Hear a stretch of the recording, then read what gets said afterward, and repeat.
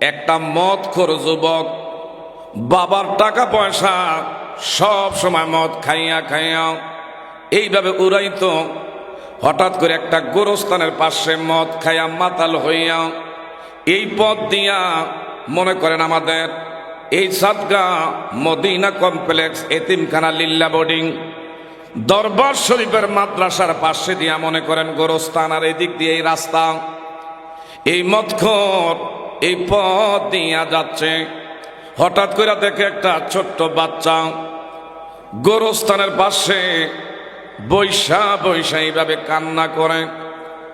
মদখোরের হৃদয়ের মধ্যে মায়া লাগছে, যদিও তার সেন্স ঠিক নাই। যারা মদ পান করে তাদের মাথা ঠিক থাকে না। কথা বলেন ঠিক না ভাই? ঠিক। ঘরে বউরে গেলে কয় মা, মারে কয় অনেক সময় বউ, কারণ তার সেন্স ঠিক নাই। মদ যারা পান করে, নেশাখোর ব্যক্তিদের। ওই যুবক ছোট্ট বাচ্চাটার কান্না দেখে প্রশ্ন করলেন, বাবা কেন কাঁদিস? কি দুঃখ রে, আমার কাছে একটু ব্যক্ত কর। বাবা একটু মনটা নরম করেন। ফালিয়াদহাকু কালিলাও ওয়ালিয়াবকু কাসীরা। বেশি বেশি করে যারা কাঁদবে, কাঁদলে গুনাহ মাফ হয়, কাঁদলে রূহ সাফ হয়। কাঁদন না হৃদয়ে আমার আল্লাহ বিরাজ করে। বলেন ঠিক না ভাই? ঠিক। ওই মদখোর ব্যক্তি হঠাৎ করে একটা মাদ্রাসার তলবে এলেন ছাত্র গোরস্থানের পাশে বৈশা বৈশা কান্না করে। তার কান্না দেখে ডাক দেখো, বাবা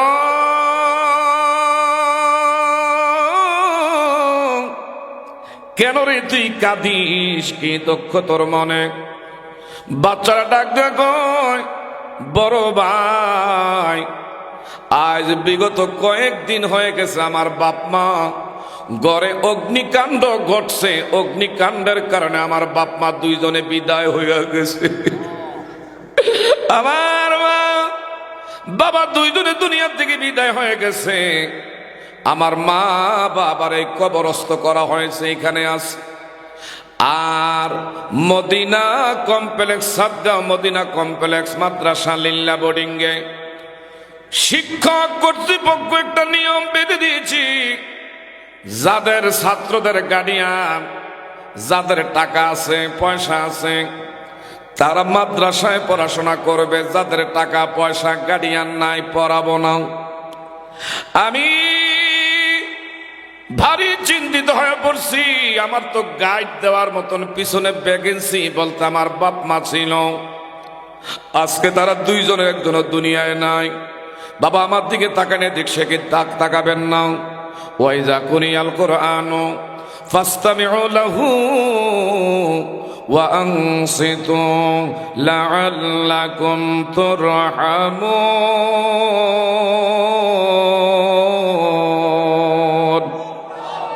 মাঝে মধ্যে রবের পক্ষে যদি তাকবীরের ধ্বনি দেওয়া লাগে, আমি আপনি দিতে চাই কি চাই না? আরেকটু জোরে বলেন, আমার আপনার একমাত্র জবানের মালিককে। আজকে মুসলিম জাতি ঘুমিয়ে থাকার কারণে, ঝিমিয়ে পড়ার কারণে গোটা পৃথিবীতে মুসলিম জাতি আমি আপনি নির্যাতিত, নিপীড়িত, নিগ্রহিত। আজকে আমি আপনি মায়ের খাওয়ার জাতিতে পরিণত হয়ে গেছি। আমাদের পার্শ্ববর্তী দেশ ভারতের আমাদের একজন বোন, যার নাম মুস্কান, তিনি যে শিক্ষার্থী, যে প্রতিষ্ঠানে পড়াশোনা করে, ওই প্রতিষ্ঠানে যখন সে চত্বরে প্রবেশ করছে, কিছু উগ্রপন্থী হিন্দুত্ববাদী আমার বোন মুস্কানের সামনে জয় শ্রীরাম, জয় শ্রীরাম। এখনো ভারতের ভিতরে মুসলমান জাতি স্বাধীনভাবে নামাজ করতে পারে না, স্বাধীনভাবে বাইরা ধর্মকর্ম করতে পারে না। উগ্রপন্থী হিন্দুত্ববাদীরা অনেক নির্যাতন করে। কথা বলেন ঠিক না ভাই? ঠিক। দরবারের ভক্তবৃন্দ, আমার ভাইরা, বলতেছিলাম আমাদের সেই বোন মুস্কানের সামনে হিন্দুত্ববাদী অপশক্তি যুবকেরা জয় শ্রীরাম, জয় শ্রীরাম যখন বইলা ধ্বনি দেয়, মেয়েটা কিংকর্তব্য বিমূঢ় হইয়া এক রবের পক্ষে তাকবীরের ধ্বনি দিয়া গোটা পৃথিবীর 200 থেকে 250 কোটি মুসলিম জাতি আমরা ঘুমিয়েছিলাম, পিছিয়েছিলাম, একটা তাকবীরের ধ্বনি দিয়া গোটা পৃথিবীর সমস্ত মুসলিম জাতি তাদেরকে জাগ্রত করে দেওয়া হয়েছে। আজ যদি রবের পক্ষে, কালিমার পক্ষে, আমার নবীর পক্ষে, কোরআনের বিরোধী অপশক্তি, কোরআনের বিরুদ্ধে যদি কেউ অবমাননা করে, কোরআনের সম্মানার্থে রবের পক্ষে যদি তাকবীরে ধ্বনি দেওয়া লাগে, এই দরবারের থেকে আমি আপনি জানিয়ে দিতে চাই, আমার আল্লাহর পক্ষে আইজ যদি মুস্কানের মতন তাকবীরে ধ্বনি দেওয়া লাগে, আমি আপনি দিতে চাই কি চাই না? আরো ধরে বলেন, চাই কি চাই না? আল্লাহু আকবার। দরবার শরীফ চিৎকার মেরে কোন মারহাবা। আপনারা কষ্ট পাইছেন, আমার পিসাব কেবলা বর্তমান দরবারের গদ্দিনিসীন শাহসুফি আলহাজ হজরত মাওলানা সানাউল্লাহ খন্দকার পীর সাহেব হুজুর বলছে সংক্ষিপ্ত আকারে, আমি সংক্ষিপ্তের মধ্যে আলোচনা শেষ করে দোয়া আরজ করছি। কারণ কি, প্রত্যেক কিছুরই ব্যাটারি যদি বাবারা বন্ধুরা লো হয়ে যায়, এটারে সার্চ করা লাগে। কথা বলেন ঠিক না? বা ঠিক। এই মদিনা কমপ্লেক্স, এই দরবার শরীফ হলো সকল ওলামায়ে কেরামদের একমাত্র কলবের ব্যাটারি সার্চ করার জায়গা, এটা ওয়াজের জায়গা না। কথা বলেন ঠিক না? বা ঠিক। হ্যাঁ বাবা, বলতেছিলাম ওই যুবক মা দুঃখিনী বাবার জন্য কবরের পাশে বৈশা বৈশা কান্দে, এমনি মত করে হৃদয়ের মধ্যে আমার ভাইরা তার অন্তরটা কিন্তু যুবক সন্তানের প্রতি মায়া লাগছে। বলল বাবা কাঁদিস না, তোর মাদ্রাসায় কে বলছে তুই পড়তে পারবি না? কয় মাদ্রাসায় পড়তে গেলে আজকাল থেকে কফি বাতির তৈল লাগবে, তৈলের কন্টিন আমারে কে খরিদ করে দিবে? আমার তো পিছনে ভ্যাকেন্সি নাই, গাইড দেওয়ার কেহ নাই। যুবক ডাক দিয়া কয় বাবা কাঁদিস না, আয় আয় আয়, মদিনা কমপ্লেক্স দরবারের মাদ্রাসায় তুই পড়বি। শহীদনগর বাজারে কেরোসিনের দোকানে গিয়া বলল একটা কন্টিন তৈল দয়া করে কত টাকা? এত টাকা নেন। এই মদখোর যুবক তৈলের কন্টিন কান্দে কইরা মাদ্রাসার গেইটে পীর সাহেব কেবলারে বললেন, হুজুর নেন। এই বাচ্চাটার বাবা নাই, মা নাই, পড়তে বলে তার কষ্ট হয়। আজকাল থেকে যতদিন আমি বেঁচে থাকবো তার পিছনে যা কিছু খরচ করা লাগবে, ব্যয় করা লাগবে, আমি তার পিছনে গাইড দেবো, খরচ আমি তার পিছনে করব। কখনো টাকার অভাবে তাকে ধমক দিবেন না। চিৎকার মেরে বলেন না মারহাবা। ছেলেটা যেদিন মাদ্রাসায় তার লেগে তৈলের কন্ঠিন দিয়া গেছে, ওই রাতের বেলায় গিয়া বিছনায় ঘুমাইছে। এই ঘুমটা জনমের ঘুম। এই ঘুমের ঘরের থেকে দুনিয়া থেকে বিদায় নিছে। কোন ইন্না লিল্লাহি। বাবা আমাদের কবরে যাওয়ান লাগবো নি? আমরা যেটা মনে করি মনে এই দেশে আইছি আজীবন এই দেশে থাকতে পারবো, এই দেশ সেটা মনে হয় কবরে যাওয়া লাগবে না। কবরে যাওয়া লাগবে কি লাগবে না? রঙ্গিনে পৃথিবী সারিতে হইবি, সাদিরি দেহ মাটিতে খাইবি, শূন্য হবে জিন্দিগানি, কার লাগিয়া এত মায়া এত চোখের পানি? বলেন কার লাগিয়া এত মায়া এত চোখের, বলেন কার লাগিয়া এত মায়া এত চোখের। সন্ধ্যা হলে ডুবিবি বেলা,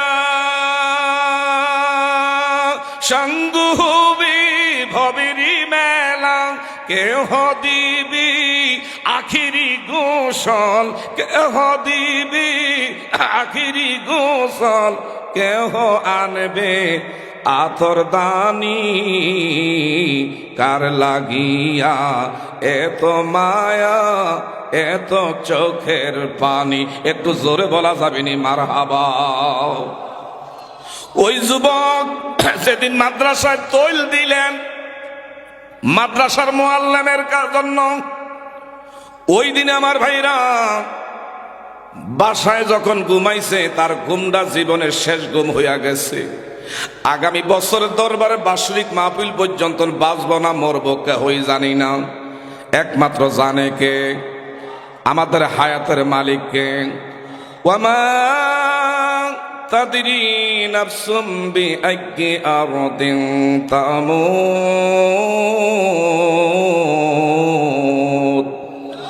কার কিথায় কিভাবে মৃত্যু হবে একমাত্র জানে কে? কার কয়দিন বিশার মেয়াদ আছে একমাত্র জানে কে?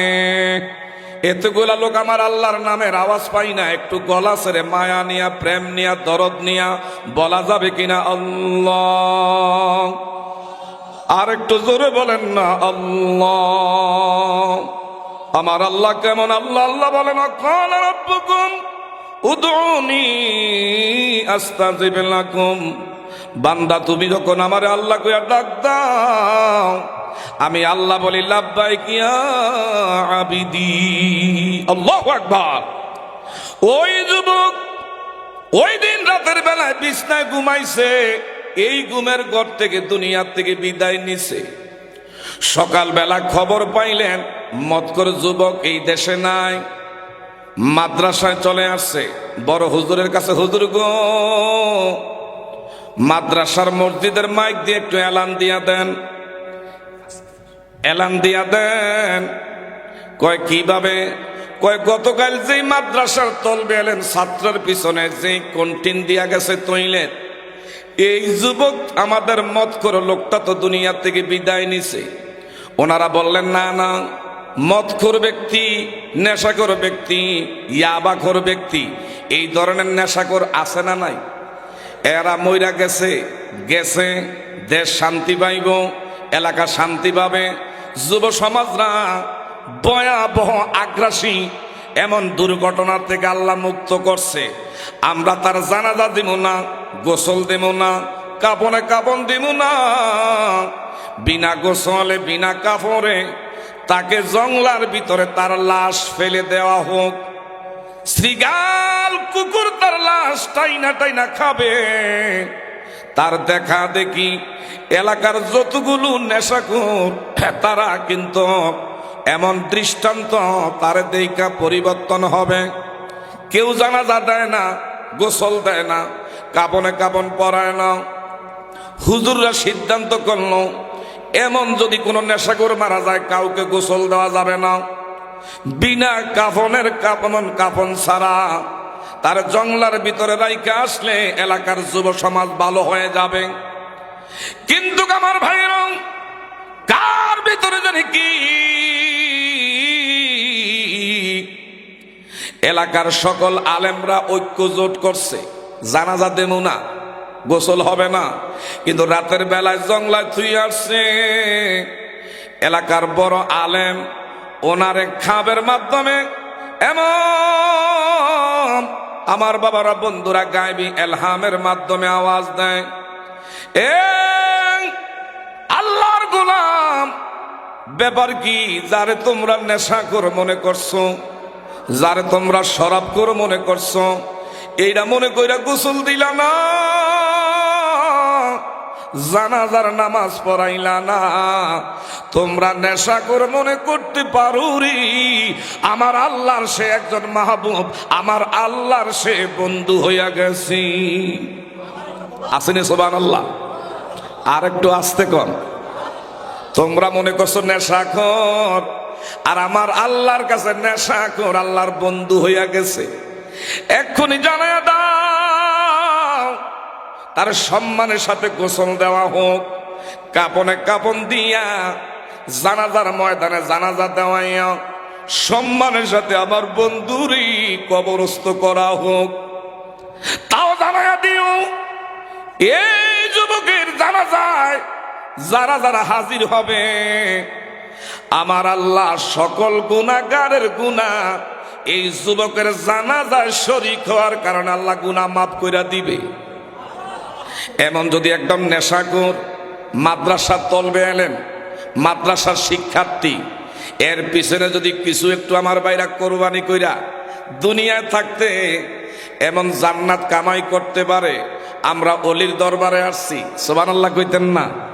আল্লাহর অলির দরবারে। এরা দুনিয়ার পূজারি না, এরা টাকার পূজারি না। এরা যদি দুনিয়ার পূজারি, টাকার যদি লোভী হইত, আমার ভাইরা এই ধরনের দিনই প্রতিষ্ঠান তারা করতেন না। কথা বলেন ঠিক না ঠিক? হ্যাঁ বাবা, শুধু এলাকায় কি করে এই এলাকার মানুষগুলো সত্যিকার অর্থে আমার আল্লাহরে পাইতে পারে, জাহান্নামের পথগুলো মা বাবারা বন্ধুরা ভুলে জান্নাতের পথের সন্ধান লাভ করতে পারে, আল্লাহ বুলা লোকগুলো কিভাবে আমার আল্লাহর সন্ধান পাইতে পারে। এই জন্য দরবারের মধ্যে মাদ্রাসা, আর এই মাদ্রাসার মধ্যে একটা অপশন আছে লিল্লা বোর্ডিং। এখানে দেখেন এমনও ছাত্ররা লেখাপড়া করে, কারো বাবা নাই, কারো মা নাই, এমনও সন্তান মা বাবা থাইকাও তাদের পিছনে গাইড দেওয়ার মতন, খরচ দেওয়ার মতন অর্থ এবিলিটি নাই। কিন্তু মাদ্রাসার আমাদের পীর সাহেব কেবলা সেটা বহন করতেছে আপনাদের দশের সহযোগিতায়। আজকে বাবা যদি থাকতো, অনেকে মা হারাইছেন, মারে খাওয়াইতাম, বাবারে খাওয়াইতাম, জানি না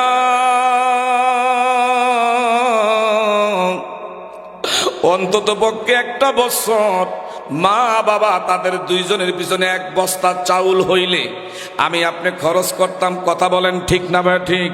বাবা এই মুহূর্তে আমি কয়েকটা লোক দেখব, আল্লাহর কোরআনকে আমরা ভালোবাসি কি বাসি না? আল্লাহর কোরআনের প্রতি আমাদের মহব্বত আছে না নাই? একটা লোক আসেননি, বিশেষ করে মা বাবা রুহের মাগফিরাত কামনায়। আগের মাওলানা আলমগীর হোসেন বিপ্লবী আমার ভাই, ইনি কিন্তু আপনাকে কাছে চাইছে, কিন্তু যেইভাবে চাইছে একটু ফাঁক ফোকর রাখছে যে হেলালি সাহেব যেন আবার একটু বলার সুযোগ পায়। কথা বলেন ঠিক না ভাই ঠিক? আমি এই মুহূর্তে একটা লোক দেখব, এই নবীরগঞ্জ মাদ্রাসার লিল্লা বোর্ডিং বাবদ আমাদের পিসব কেবলার জন্য নয়, এই এলাকার কারো বাড়ির জন্য, ঘরের জন্য নয়, আমার নবীর ঘর মাদ্রাসা এখানে আছে। আসেননি ইজা মাতাল ইনসান, সমস্ত মানুষ মরণশীল। এ বাবারা বন্ধুরা, ইন কত আনহু আমালুহু, মানুষ যখন মারা যাবে আমলের দরওয়াজা বন্ধ হয়ে যাবে।